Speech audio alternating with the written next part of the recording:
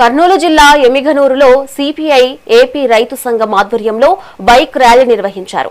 పలు గ్రామాల్లో రైతులను కలిసి పంటల పరిస్థితిపై ఆరా తీశారు. జిల్లాను కరువు జిల్లాగా ప్రకటించాలని డిమాండ్ చేశారు. రైతులకు నష్టపరిహారం అందించాలని, బ్యాంకు రుణాలు మాఫీ చేయాలని సిపిఐ నేతలు డిమాండ్ చేశారు. ఈ నెల 18న కలెక్టరేట్ వద్ద జరిగే ఆందోళనకు రైతులు తరలిరావాలని పిలుపునిచ్చారు. ఖర్చు చేసింటాం, 2 క్వింటాలు వచ్చే పరిస్థితిలో లేదు. అంటే దాదాపు ఎకరాకు 10,000 వస్తుంది. మనకు దాదాపు ఎకరాకు 40,000 నుంచి 50,000 రైతులు కూడా మీరు రావాలి, సరేనా? మీ పేరునా? మంచిదన్న. రైతులు ఖచ్చితంగా అండగా ఉంటుందన్న కమ్యూనిస్ట్ పార్టీ. ఇది మీదేనా పంట? ఎన్ని ఎకరాలకు మొత్తం?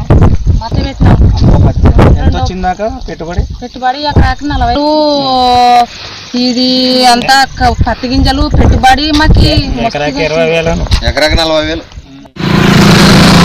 ఇవాళ భారత కమ్యూనిస్టు పార్టీ సిపిఐ ఆంధ్రప్రదేశ్ రైతు సంఘం ఆధ్వర్యంలో మరి రాష్ట్ర వ్యాప్తంగా రాష్ట్ర సమితి పిలుపు మేరకు కర్నూలు జిల్లాతో పాటు మిగతా ప్రాంతాల్లో ఏవైతే ఎల్నినో ప్రభావంతో పూర్తిగా మరి కరువు ఏర్పడి పంటలు పూర్తిగా నష్టపోవడం జరిగింది.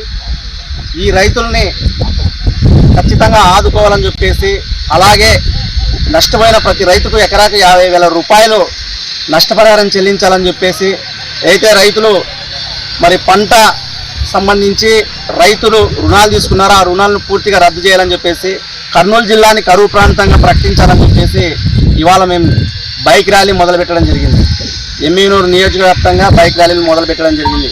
కావున ప్రభుత్వాలు తక్షణమే ఏదైతే రైతులు పండించినటువంటి పంట పూర్తిగా నష్టపోయిందో దాన్ని పరిశీలన ఏర్పాటు చేసి ఖచ్చితంగా వాళ్ళకి నష్టపరిహారాన్ని కేటాయించాలని చెప్పేసి కూడా ఈ సందర్భంగా మేము డిమాండ్ చేస్తున్నాం.